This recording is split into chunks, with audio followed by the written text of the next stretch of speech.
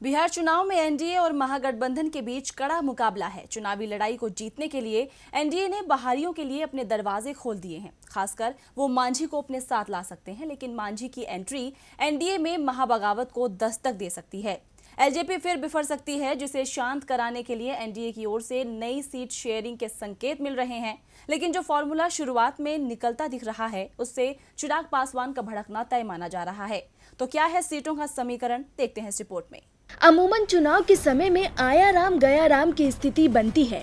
बिहार में भी अब कुछ ऐसा ही होता दिख रहा है, जहां चुनाव की दस्तक से पहले मांझी महागठबंधन को अलविदा कह चुके हैं और एनडीए में जाने को तैयार बैठे हैं। लेकिन सवाल उठता है कि अगर मांझी एनडीए में शामिल हो गए तो कौन सी पार्टी सीटों से समझौता करेगी?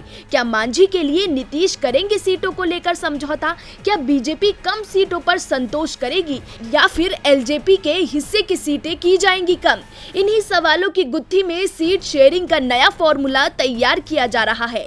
लेकिन यदि एलजेपी की सीटें कम हुई तो कोई भी फॉर्मूला चिराग पासवान को मंजूर होगा, ये मुश्किल ही लग रहा है, क्योंकि चिराग पासवान की तैयारी 100 सीटों की है और वो तो दावा सभी 243 सीटों पर उम्मीदवार खड़ा करने का कर रहे हैं। लेकिन यदि मांझी की हम एनडीए का हिस्सा बनी तो सीटों को लेकर बीजेपी और जेडीयू में जो सहमति बनती दिख रही है, उसमें लोकसभा चुनाव के फॉर्मूले की तरह दोनों ही पार्टियां बराबर करीब 105 सीटों पर चुनाव लड़ेंगी।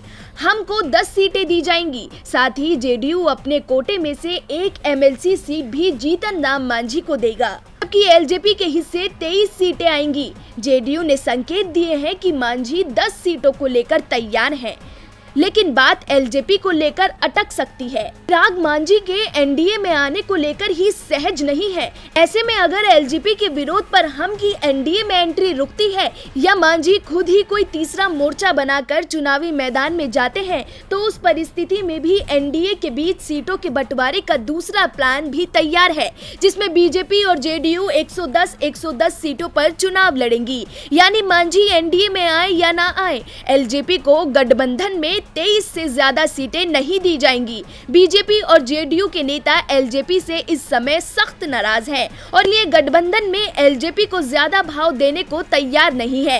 एलजेपी अध्यक्ष चिराग पासवान ने जिस तरह से नीतीश कुमार के खिलाफ अभियान चलाया है, उसे लेकर जेडीयू तो एलजेपी से नाराज है ही, बीजेपी भी इसे लेकर सहज नहीं दिख रही है। पासवान ने भी इशारों में कहा है कि अगर सम्मानजनक सीटें नहीं दी गई तो अलग होने से परहेज नहीं करेंगे।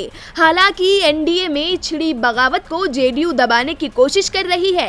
अब ये तो आने वाला वक्त ही बताएगा कि क्या एलजेपी एनडीए में बनी रहती है या नहीं। डीबी लाइव की रिपोर्ट।